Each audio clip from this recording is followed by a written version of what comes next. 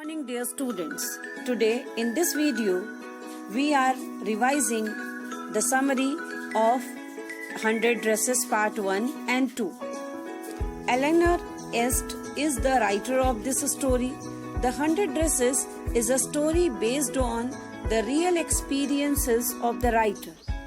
It is about a girl who is teased by her classmates. This girl was Wanda, who always claims for having 100 dresses. Her classmates always made fun of her, as her claim was in contradiction to the fact that she always came to school wearing the same dress. Her classmates assumed her name to be funny. Her name was not common because she came to an American town as a Polish immigrant with her family. The truth about her 100 dresses revealed when she submitted her 100 dresses drawing in a drawing competition. They were the same 100 dresses that she used to describe often. All of those dresses were extremely beautiful.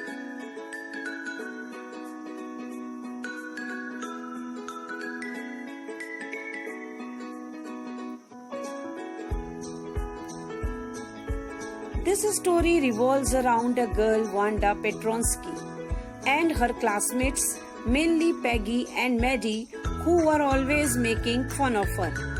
Wanda Petronsky was a Polish immigrant, and she had come to America with her family. She took admission in the School of American Students.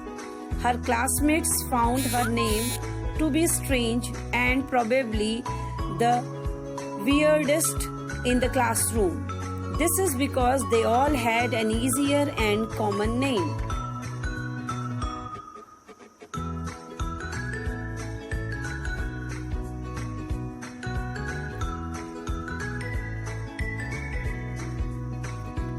That is why her name seems to be absolutely weird and odd to everyone.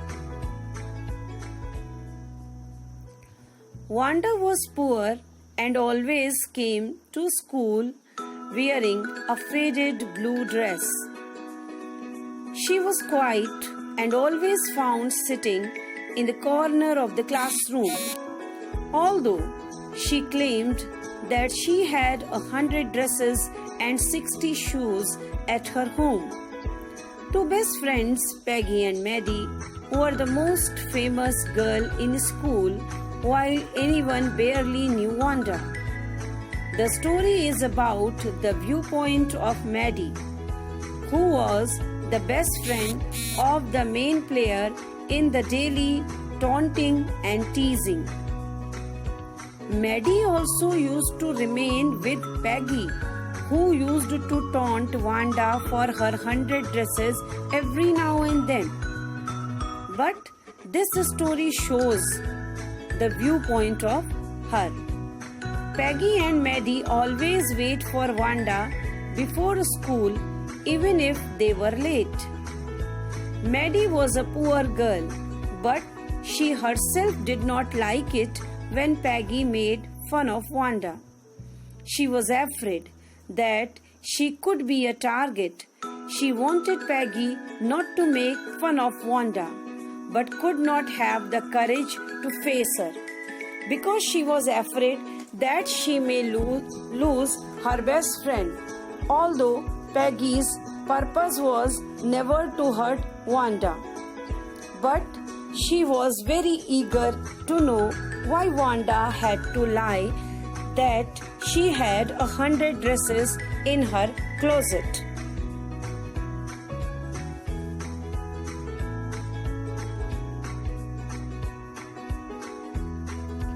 The truth about the same 100 dresses revealed on the result day of the drawing competition.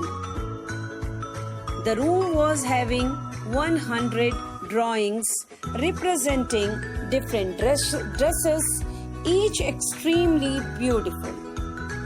That day, she truly had 100 dresses and all lined up.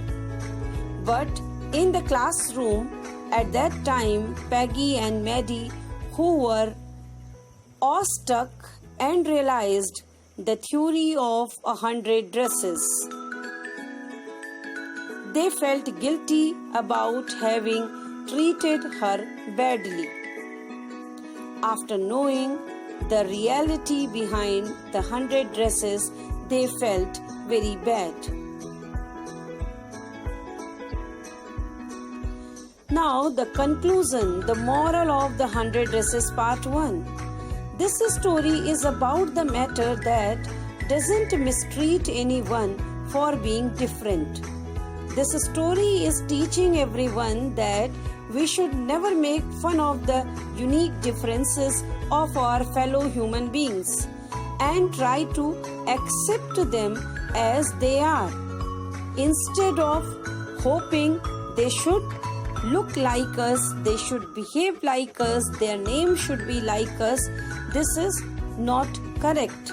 We should accept them as they are.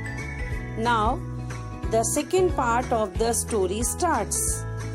In continuation of the previous lesson, the 100 Dresses 2 reveals why Wanda Petronsky had not been coming to school. The Petronsky family decided to move to a big city where no one would care about their unfamiliar name. On hearing the note, Maddie and Peggy got anxious as they realized that they would never get a chance for making amends for all the teasing they had done. Both the girls get relieved only on learning that Wanda liked them and had dedicated one of the 100 dresses, of course the drawings, to each one of them. They felt at least Wanda liked them. The lesson begins with all the students of room number 13 having a look at the wonderful drawings of Wanda Petronsky. Only then, a note is received by Miss Mason from Wanda's father informing that none of his 2 children will attend the school as they are moving to a big city where no one would judge them for their names. Miss Mason was left shocked and conveyed her disappointment to the class. Maddie was affected by this letter of Wanda's father. She instantly developed an urge to apologize to Wanda. Peggy and Maddie, the 2 best friends, rushed to Boggings Heights, hoping that the family had not moved yet. But to their dismay, there was no sign of life in and around the house. Maddie lost her sleep thinking what a coward she is, who could not stand against the wrong. That day, she decided that she will never let herself quiet. That day, she took a decision that standing by mode was never good. She realized at beginning, anyone tease someone like that again. That weekend, Peggy and Maddie decided to write a letter to Wanda that was originally meant to be apologetic, but they ended up writing a friendly note asking her how did she like the new place. Weeks passed by and there was no reply until one day near Christmas, Miss Mason announces that she heard from Wanda. In that letter, Wanda wrote she misses everyone and conveyed her intentions of gifting one dress each to Maddie and Peggy because she had a whole new lot of 100 dresses lined up in her new house. Both of them were happy to receive it and later realized that it was their faces she had drawn along with the dresses. Thus, they both concluded that Wanda did like them. After getting the dresses, they concluded this thing.